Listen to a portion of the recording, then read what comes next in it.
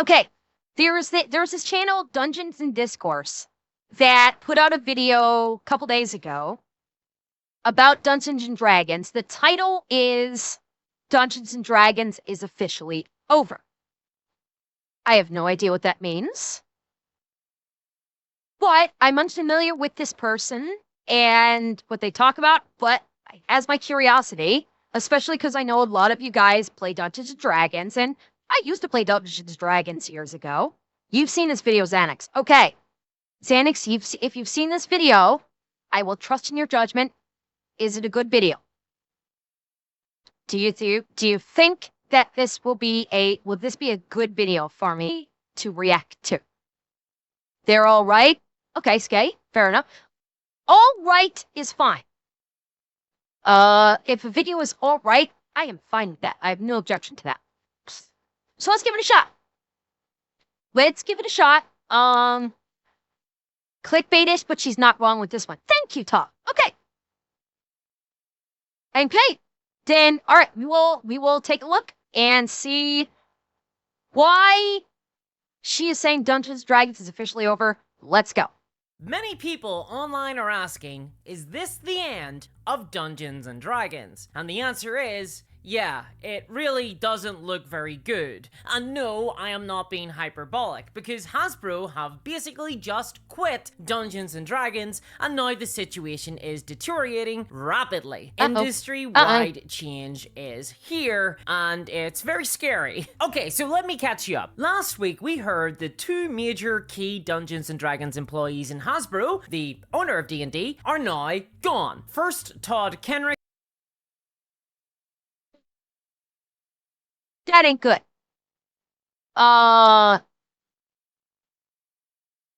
Wait a minute. Hold on. Let me hear that again. Okay, so let me catch you up. Last week, we heard the two major key Dungeons & Dragons employees in Hasbro, the owner of D&D, are now gone. First, the owner of Dungeons & Dragons is gone. Yeah, that's a problem. That's a pretty big problem for your gaming company if you're the guy who owns it fucked off and said, I'm out. And then apparently this Todd Kenrick guy, who I have no idea who this is. Todd Kenrick was shockingly laid off, and this took the entire RPG community by surprise, because he was the community-facing D&D YouTuber who hosts all the super popular D&D YouTube videos and did all those massive interviews at the launch of the new edition. In fact, he was pretty much the face of D&D on social media, YouTube. Hey, D&D fans in chat. I have a question. This person, Todd Kenrick, who is the face of D&D, was he a good face of D&D?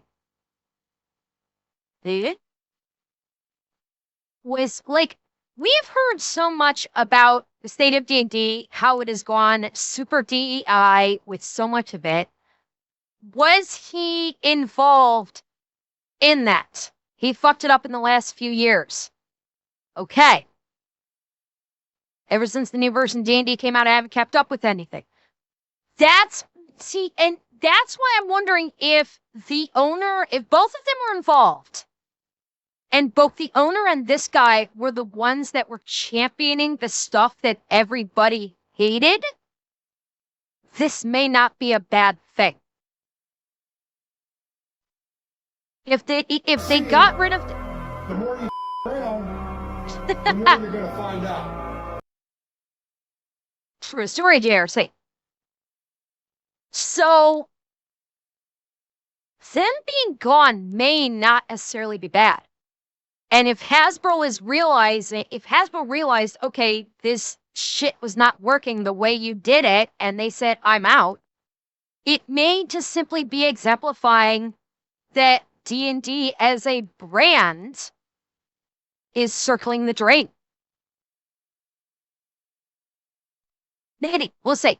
New edition. In fact, he was pretty much the face of D&D on social media, YouTube, and online. And yet, Hasbro just laid him Hasbro owns D&D. These guys are just top people from the looks of it. Not anymore, Shiro. That was the whole thing. Hasbro fucked off from D&D too. Hasbro's done. They're out of D&D. They're not a part of it anymore. That was what I said at the beginning of the video. Is that Hasbro has dropped D&D from their company.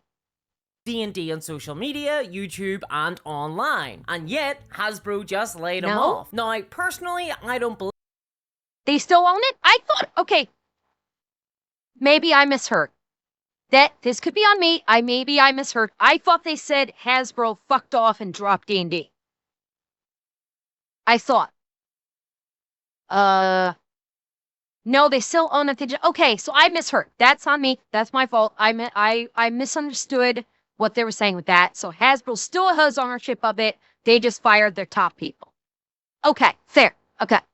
and online. And yet, Hasbro just laid them off. Now, personally, I don't believe that Hasbro think that the internet is just a fad. So it's really weird that they have fired their main internet persona just as the new edition of Dungeons & Dragons has launched. But then, on top of that, Jess Lanzillo, the VP of the entire Dungeons & Dragons franchise at Hasbro, the person who literally just took the role last year, has now quit the company entirely, leaving Dungeons & Dragons utterly rudderless and without direction. And though Okay, but she oversaw the launch of the revised 5th edition, which from what you guys have been saying was not well received. That the 5th edition of D&D was not very well received at all. So this is starting to sound more like a cleaning house. That I'm wondering if Hasbro has come to a realization that the people they had in these top positions were actually tanking their brand and tanking D&D, and now they're cleaning house. They fired their top 2 guys there, and they probably told Jess Lanzillo to, okay, you fucked up, but we're gonna, because you're a VP, we're gonna allow you to quit. Instead of being fired, we'll allow you to say you're quitting to go on to better things, so you don't have a black mark on your resume. But this is sounding more and more like Hasbro is cleaning fucking house, and that they may be rudderless for the moment, but they may be bringing in people to get D&D back to more of its traditional roots, perhaps. and those are 2 huge losses. But bear in mind, these 2 huge profile losses are happening right after Chris Perkins and Jeremy Crawford, the lead designers and creators and supplement writers of D&D 5th edition, have also just left Hasbro and Dungeons & Dragons just a few months ago. So, okay, this year we've lost lead designer, social media guy, creative director, and the head of the D&D franchise. It really doesn't look great for Dungeons & Dragons' future. It really feels like the game is being abandoned. But then it got worse, because the losses did not stop there, as Hasbro have begun firing everyone else too. They just laid off 3% of their entire workforce. That's on top of the 90% of the D&D Sigil team, who were fired just a few months ago after they had spent years trying to build the flagship virtual tabletop system, Sigil, the one that literally just launched and then got cancelled in the exact same day. They're all gone. And even that is on top of the fact that Chris Cox, CEO of Hasbro, recently hinted that there would be even more layoffs at Wizards of the Coast. But Translation, Wizards of the Coast is a dying fucking brand. That's what the translation of this is. Wizards is the only thing, Cortanis, you brought this up, the only thing Wizards of the Coast has that is successful right now is Magic the Gathering. That is the only thing they have left that can be quantified as a success. And I'm starting to wonder if they are going to be shuttering in the upcoming. Let's see. Last year, they were very strong rumors of Tencent looking to buy the D&D IP. Were there pans or cakes? I hadn't heard about that rumor, but based on what we're hearing now, with all these top people just fucking gone, and so many people leaving the company, I'm wondering if Hasbro is preparing to either sell off in bulk or parcel off IPs sell off their IPs to other companies. Because either way, I have a sneaking suspicion if it gets even worse than that, Wizards of the Coast as a brand may soon be done. And that they're just going to sell off a lot of their licenses to other companies. And Wizards of the Coast may just fade away into mist at this point. That's what this is sounding like. When you start doing this amount of firing, we've seen this in the video game industry. When they do this amount of firing or people fleeing from the company, it's usually right before the whole thing shuts down. Doesn't even stop there. It gets even worse. Because in potentially one of the most shocking announcements in history, and I'm including everything in there, from the American Declaration of Independence to my dad saying that my sister was a slightly bigger disappointment than I am, Chris Perkins and Jeremy Crawford, those key players who just left D&D, who helped build Dungeons & Dragons into the cultural juggernaut that it is today, have now announced that after leaving Dungeons & Dragons, they're instead joining Critical Role and Darrington Press, and are now working with D&D's newest, biggest rival RPG, Daggerheart. That's pretty insane. What a action. That's not good. Oh boy. So not only are we seeing the potential end of D&D, but these guys have moved on to another RPG that they may turn into what D&D has become. Shit. This ain't good. This is not good on multiple fronts. Critical Role not doing D&D hurt. Well, correct me if I'm not mistaken, but wasn't there some big old, licensing snafu in regards to Critical Role doing D&D? And Wizards of the Coast was trying to, slap them with a suit or something? Or it was, some kind of a licensing issue regarding Critical Role doing D&D? Something like that. It happened, a year or so ago. I may be wrong about this. I seem to remember something about something regarding copyright or something like that with this group and D&D. It was it was a big all to do about it. And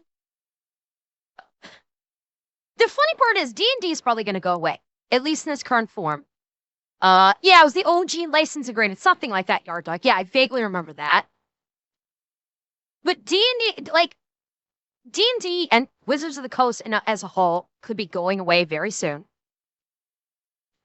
And if these guys are infecting Daggerheart, I don't see this going well for them either.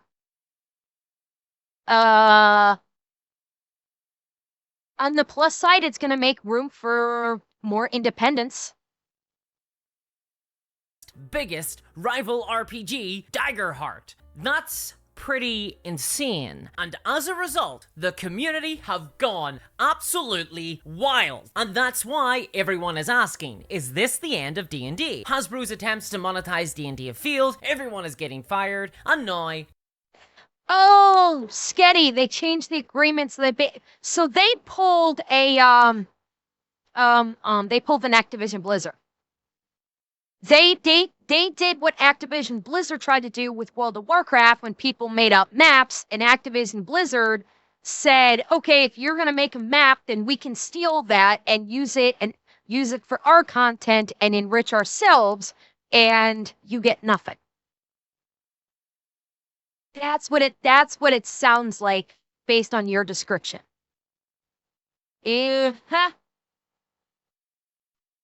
Yeah. The conspiracy theory is these jokers tanked wizards to go to Daggerheart. Yeah, agreement. I think that's probably a conspiracy theory only. I would imagine that they probably saw the writing on the wall and probably didn't try very hard to bring wizards back and was instead just biding their time so they could jump over to Daggerheart. That could be. I don't think they deliberately tanked it, but I do think they probably didn't try that hard to save it, knowing they were going to be going to Daggerheart. That's certainly possible. D&D. Hasbro's attempts to monetize D&D afield. Funny thing, the Organelo GL had a clause to let people make works based off D&D regardless of changes past and future. And they tried to change that. Eki, op-eds. Well, Eki, I will have you know, I had pizza for lunch, so... Everyone is asking, is this the end of D&D? Hasbro's attempts to monetize D&D afield, everyone is getting fired, and now there's a new game in town. What does it mean for the future of Dungeons & Dragons? Hell, what does it mean for Daggerheart and the entire RPG market? Well, let's start with D&D, because we do actually know what's going to happen next for that game, because I've been studying Hasbro, and yeah, there's a playbook for what is going on right now, and you're probably not going to like it. But before we do lose D&D, we should commemorate the game the only way I know how, with a novelty tapestry. Behold, my creation. Now, I know what you're thinking. Is that an image of a beloved brand being actively set on fire by C-suite executives while children gamble in the background, AI adds fuel to the fire, and a well-known union bus and private eye company from cowboy towns who are still inexplicably in business look on? Why, yes, it is. Now, see if you can spot all the references, because they're all pretty kooky. YouTube has decided to, cut my ad revenue and cancel ads on my channel pretty frequently this year, so I've decided to try and find another way of supporting the channel, so why not help support my mission to deliver RPG news and views? I've teamed up with Epic Desk to create this brand new exclusive premium neoprene desk. Okay, Cortana, to what you're referring to, Monopoly has had so many fucking versions of itself, it's not even funny. All right, the fact that Monopoly did a quote DEI version is honestly nothing. They have hundreds of versions of the game out there. Literally hundreds. The fact that they made one version that's DEI, I understand that, we, from a societal standpoint, can be very gun shy with anything that talks about this. It's, realistically speaking, that's nothing. Realistically. It's one version of the game out of literally hundreds. I wouldn't look too deeply into it. I honestly wouldn't.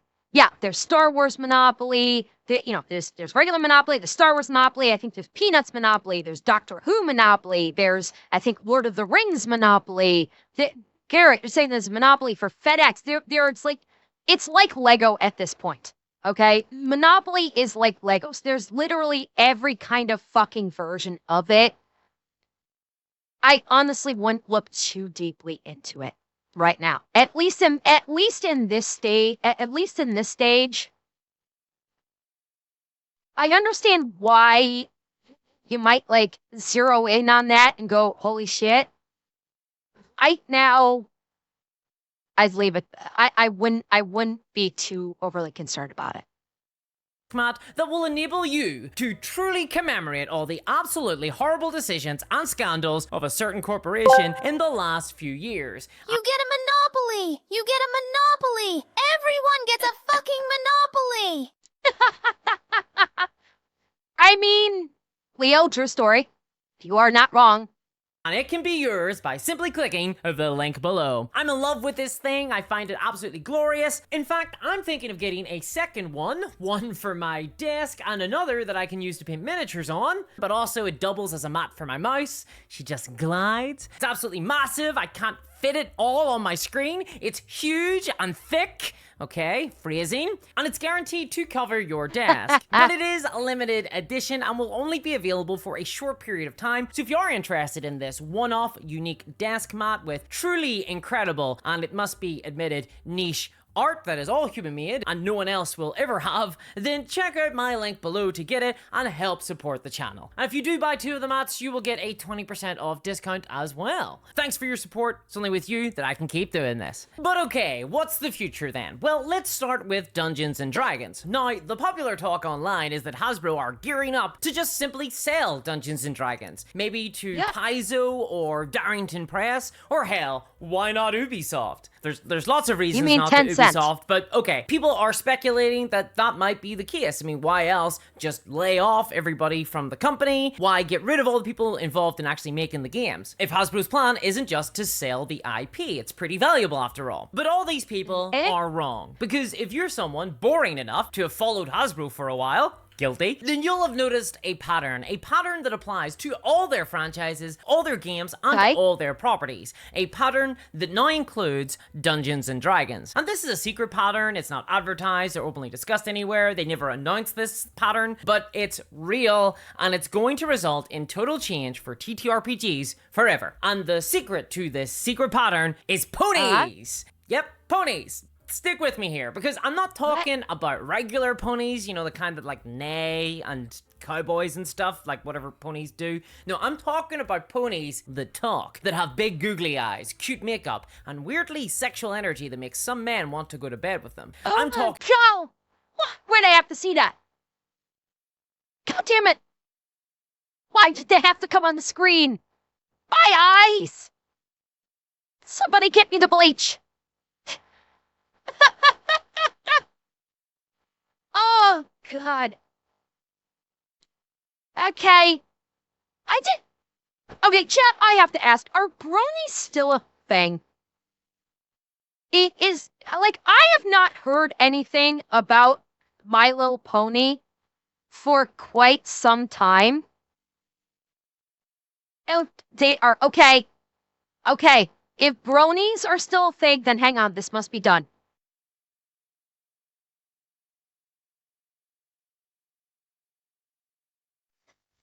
Okay, if bronies are still a thing, then I'm gonna switch to this, and maybe I can bring in more bronies into my channel. Maybe this will attract the bronies, and I can get the bronies into my channel. What do you think, chat? Is this gonna work? Can I get the bronies into my channel? You think it'll work? Huh? You know, maybe I can. I'll stick a unicorn horn on my forehead, and you know, I'll paint myself purple. Huh? Will this work?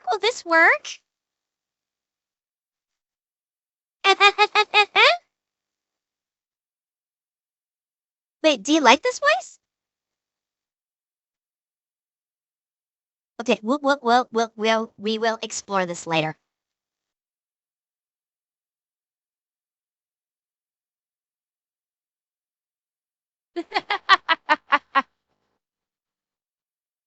I applied to be a doorman, but didn't get the job due to lack of experience. This surprised me. I thought of...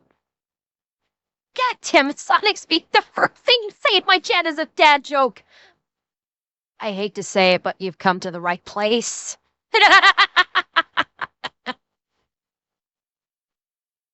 No, Bo, we were talking about My Little Pony, and I was wondering if bronies were still a thing, and I was told bronies were still a thing, so I said, okay, the voice must be done. Talking about these ponies, the My Little Ponies. Remember them? Dressed all in pink with saccharine names like Fluttershy, Applejack, and Muhammad Ashraf. Sorry, I read the script wrong there. I mean, Twilight Sparkle. Well, you might not. By the way, I did hear something. I did hear something that apparently one of the My Little Pony characters was based on Doctor Who. That is what I have heard. That one of the ponies has like an hourglass stamp on its ass, and it's apparently based off of Doctor Who. I think even with the name, I did hear that. Is it Doctor Who's? Okay, Doctor Who's. Yes, that is. I've heard about that. I don't watch My Little Pony, but I had heard that was. I heard that was a thing, which honestly is cool. Which honestly I think is kind of cool that they did a Doctor Who, My Little Pony thing. Hey, yes, Shadows. Yeah, I've seen the My Little Pony death battles. They are awesome. Not know this, but there was a time when My Little Pony wasn't a porn franchise. Shocking, I know. And Hasbro owned My Little Pony, and My Little Pony is the future of D&D. Because the thing about My Little Pony is that it has come and gone many times over. It was created in 1981, then discontinued in the 90s. Then it was revived again in 1997, and then discontinued again in 1999. Then it was revived again in 2003, and then discontinued until 2010, when My Little Pony reached its cultural zenith and became a juggernaut as thousands of young girls and millions of sexually active men on 4chan became obsessed with the franchise. And then what happened? Well, it slowly lost popularity again and was discontinued yet again. And now we're seeing another generation of My Little Pony, except they're Yeah, and the little that I've heard about this newest generation of My Little Pony is not good. The latest thing I've heard about this iteration is it's too dark, it's not happy, and that the story behind it fucking sucks. And that it's completely lost all of the whimsical magic that it had. Yeah, something like, yeah, it was basically treating My Little Pony like it's 1940s France or something. It's not good. This latest iteration is anything but good from what I've heard. It's just DEI incarnate. Like, I literally only heard about this when this version of My Little Pony is launched, and I've heard nothing about it since. I have no idea if it's even still going or what its status is. All I heard was just, yeah, this is basically just 1940s France at this point with this My Little Pony. And yes, I have no idea. Bandlore, because I was Q. an unabashed brony until season 5 of Friendship is Magic. I kinda fell out of the fandom around then. Really? Well, I mean, with any franchise, there is fall off. Although I think this franchise, like, okay, you can't see it. Look at this fucking face. Look at how horrifying that looks. Okay, look at this face. Like, this CGI art looks fucking horrifying. Absolutely fucking horrifying.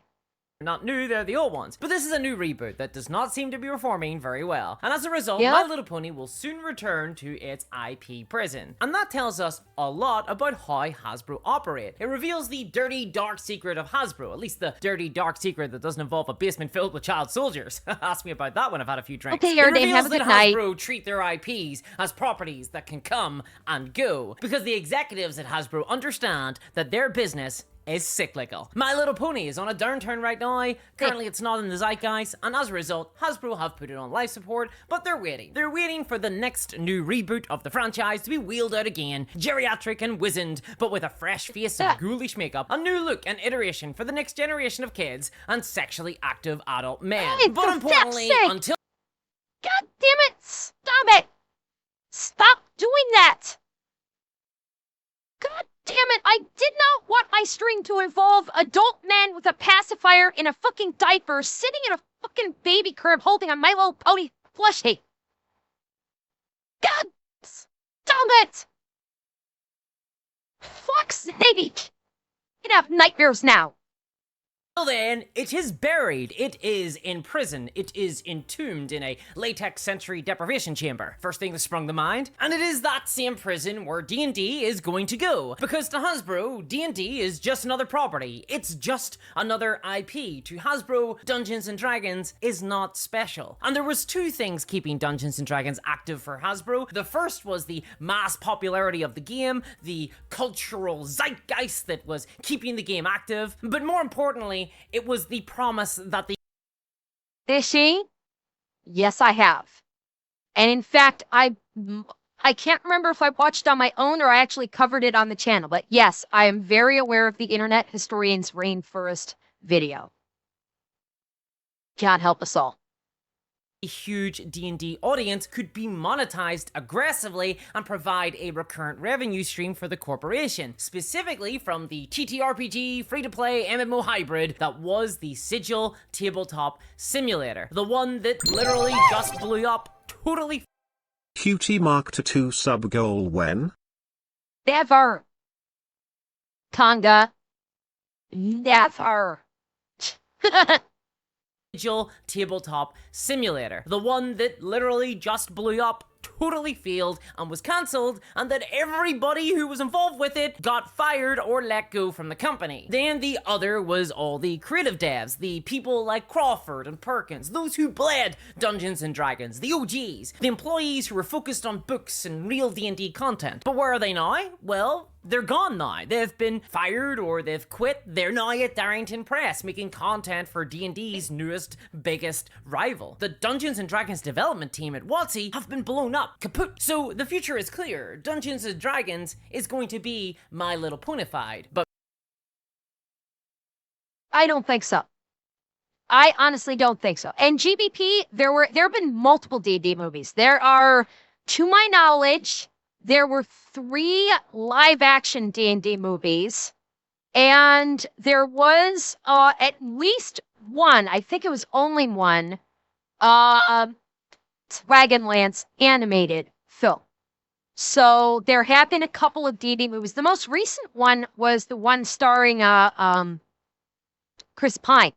Chris Pine and... fuck, who was it? It was Chris Pine and... Oh god, I can't remember her name. Yeah, there also, Honor Among Thieves, and yeah, there was the 80s D&D cartoon, although, Michelle Rodriguez, thank you, Robin. Yeah, Chris Pine and Michelle Rodriguez, Honor Among Thieves.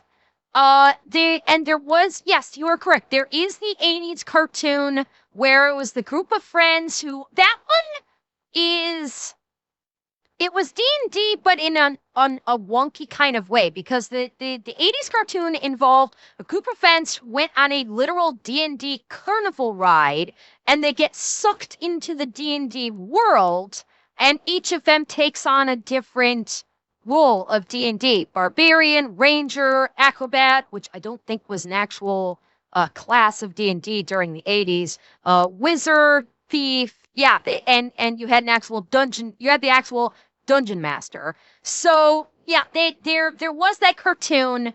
Yeah, basically, Ryget, it was a D&D isekai before isekai was a thing. That is exactly what it was. You had the Dragonlance, the Dragonlance animated film, which I think only covered the first book in the original Dragonlance trilogy, Dragons of Autumn Twilight, I think it was. I think it covered that, which actually had Kiefer Sutherland as Raceland, which was pretty cool.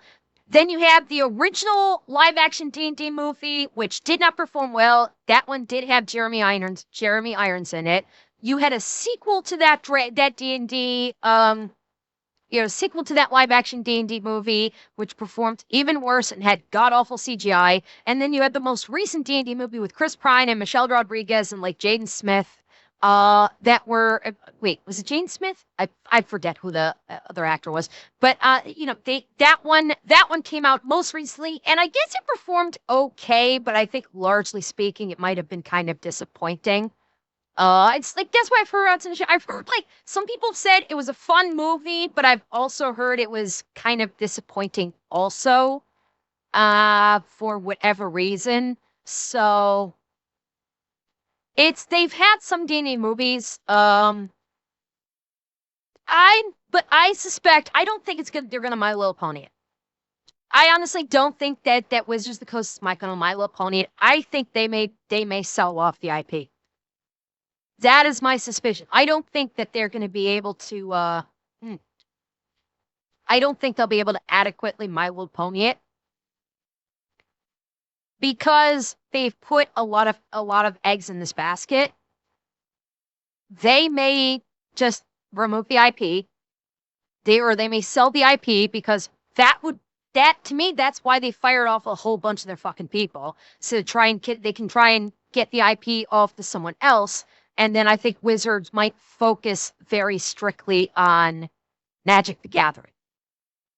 So I imagine, yeah, you're saying, Kaibo, you're saying Paizo is in the run to buy it, buy Wizards of the Coast.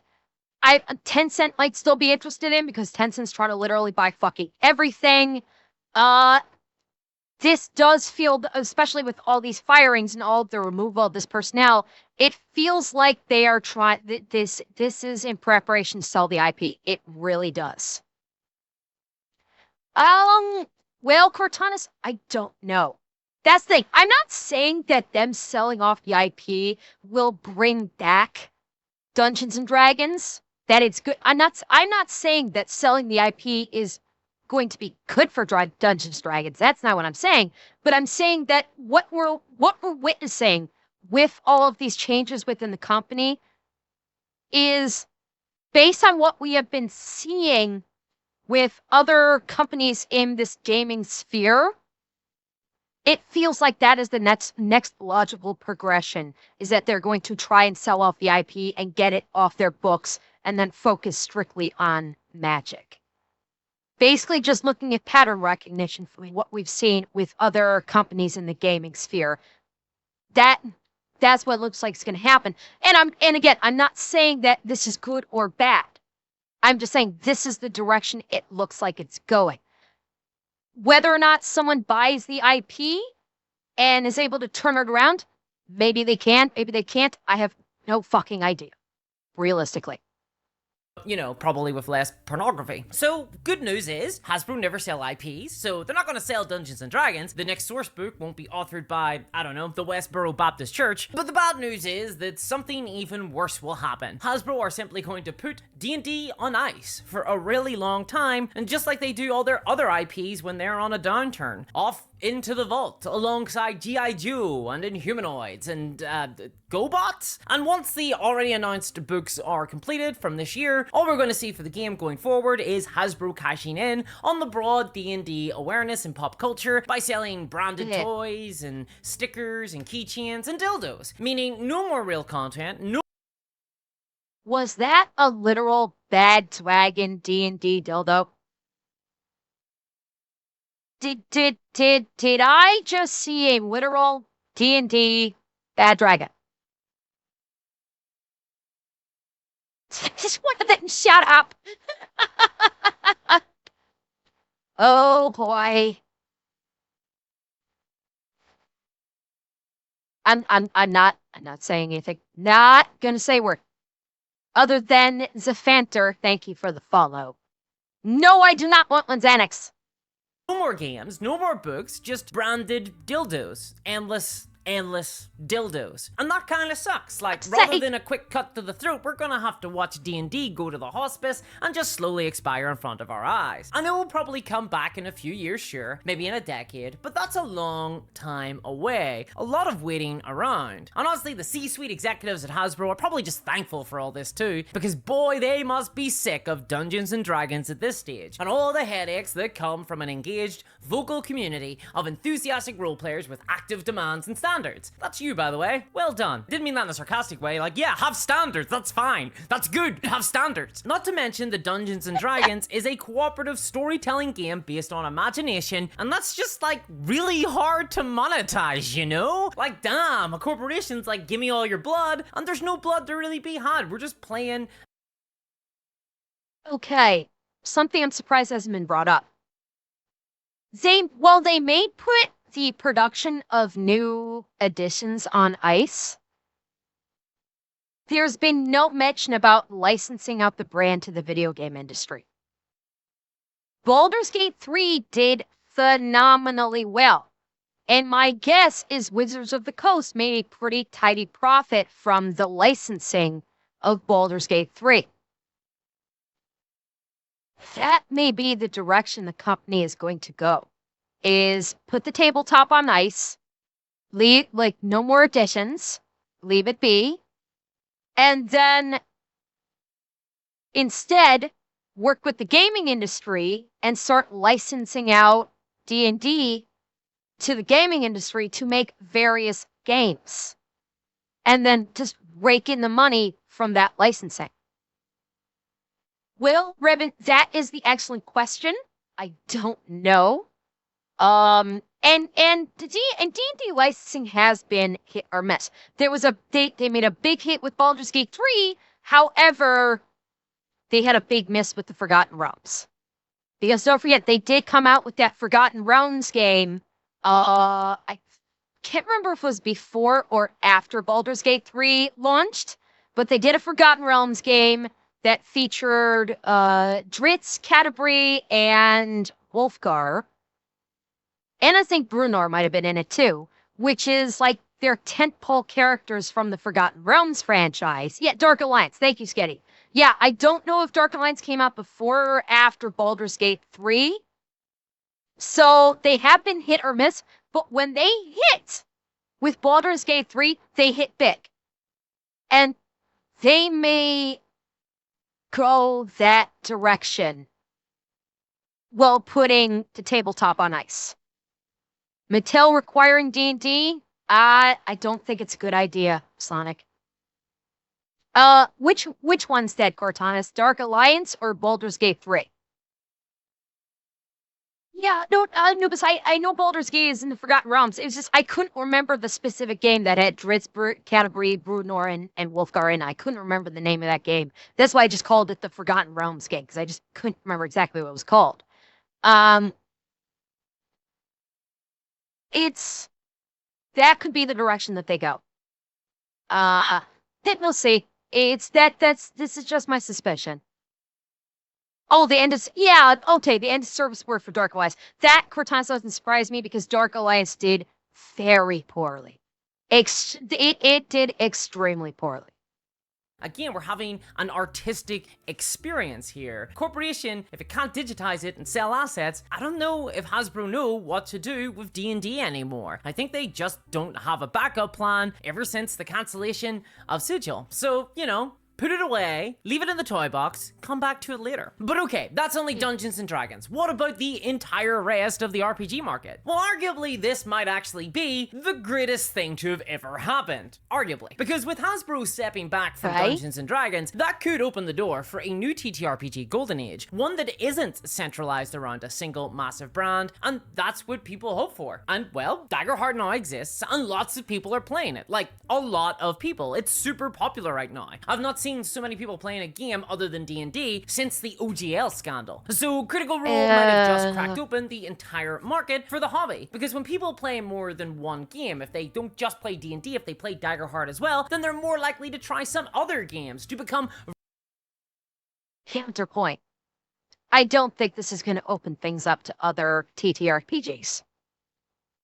Because there are still many TTRPGs out there. You have the entire White Wolf Productions, although they may not be calling them that now. But you know, with vampire, werewolf, mage. So you know, you have the what the hell? What's the oh god, what's that universe called? Done by White Wolf, or at least it used to be done by White Wolf. World of Darkness. That's what it is. Yeah. So yeah, you've got World of Darkness. Yeah, Changeling is Changeling is part of that. So you've got World of Darkness, you've got Shadowrun, GURPS, BESM, and more importantly was one that I was going to bring up there, Dronimos, Cyberpunk. The idea of D&D like being kind of shelved, and that this is going to open things up to TTRPGs. Is not going to go the way they think it's going to go. Because again, look at Cyberpunk. When Cyberpunk 2077 came out, you would think, hey, maybe the Cyberpunk TTRPG is going to see a resurgence because Cyberpunk the game and the animated series, Edge Runners, rejuvenated significant interest in Cyberpunk again. But we didn't see a resurgence in the TTRPG. And Anubis, I fully agree. Shadowrun is better than Cyberpunk. I fully agree with that. Anubis, you're absolutely correct. The Cyberpunk 77 is not similar to the TTRPG, but the idea being that, this might rejuvenate interest in it, and it didn't, is kind of the point I have. And yes, Fishy, I have seen Edge Runners. I cried my eyes out at the end of Edge Runners. Yes, I have. But this is not going to play. I don't think this is going to play out the way she thinks it does. That it's going to generate interest in other tabletop RPGs. I really don't think it's going to play out that much because other tabletop RPGs have been in existence in other genres or even the same genre, and they have not gained interest in even when D&D has fallen. You know, the interest in D&D has fallen sharply over the last couple of years, and we have not seen a massive shift over to these other TTRPGs that are either in the same or different genres. It's just, like you just said, Yard Dog, they just switched to older versions and played that. And that is probably what is going to happen here. Is people will just play the versions of D&D that they like and just stick with it. That's likely what is going to happen. They're not gonna shift over another game. They'll basically roll back to an earlier version and play that one. That's it. Variety gamers and try even more. So all you Delta greenheads out there, get ready, it's happening. Someone will finally play that game with me. I mean, you. And I hope that happens. I hope the TTRPG market can get bigger without D&D even being actively developed. I hope that the RPG market can survive and thrive. Certainly Critical Role seem to have a lot of plans for Daggerheart. I mean, you don't hire Chris Perkins and Jeremy Crawford for nothing. I assume those guys are joining Critical Role to start doing exactly what they did with Dungeons & Dragons 5th edition. What, kill the franchise? Literally, these guys killed Dungeons & Dragons 5th edition. That's what they did. If Critical Role is hiring them to do what they did for Dungeons & Dragons, they need to get a fucking refund. This is not going to go the way they think it's going to go. The markets have proved this. Building supplements to get a marketplace together to create more content for their game. In this case, for Daggerheart to get a marketplace that can rival the massive Dungeons & Dragons marketplace that Chris Perkins and Jeremy Crawford helped create. I mean, Chris Perkins did create a bunch of the most beloved 5th edition adventure modules. Are we gonna see a Wait. Strahd has been around for years. Strahd and Ravenloft. Was this just a new quest? The Curse of Strahd? I thought that came out a long fucking time ago. I did not think that this was new at all. Here are my 2 cents. Kamehameha. It was just a revamp for the Monra rules. So why are we giving credit for him for basically just taking the story from the 80s and just shoving the new rules into it? You don't get credit for that. You don't get credit for updating it to 5th edition. That's nothing special. Create a bunch of the most beloved 5th edition adventure modules. Are we gonna see a Daggerheart version of Curse of Strahd soon? Curse of Brad? I mean, he's done other stuff, but Curse of Brad sounds kind of badass. So yeah, that's exciting. There's exciting times ahead, and that's just Daggerheart. I think other games might start to blow up and fill the void that has been left by D&D and there's Hasbro's GURPS. retreat. I just hope that in the meantime, the Darrington Press fix their current open gaming license, because right now it's not very open or permissive, and I kind of want to make some stuff for that game, honestly. I'm getting kind of hyped for Daggerheart. But I'll keep following this story, so subscribe if you want to follow it too, and check out my Patreon for bonus content videos and to help support the channel in the wake of these ad changes. I need your support to keep this whole crazy thing going. Thanks so much, and thanks to my patrons, especially CryptoKev, and I'll catch y'all next time. Bye-bye. Okay. So it's going even worse than I thought. Dungeons & Dragons and Wizards of the Coast is going even worse than I thought, and this could legitimately be signaling the beginning of the end of it. That's unfortunate. Unfortunate, but quite possibly necessary.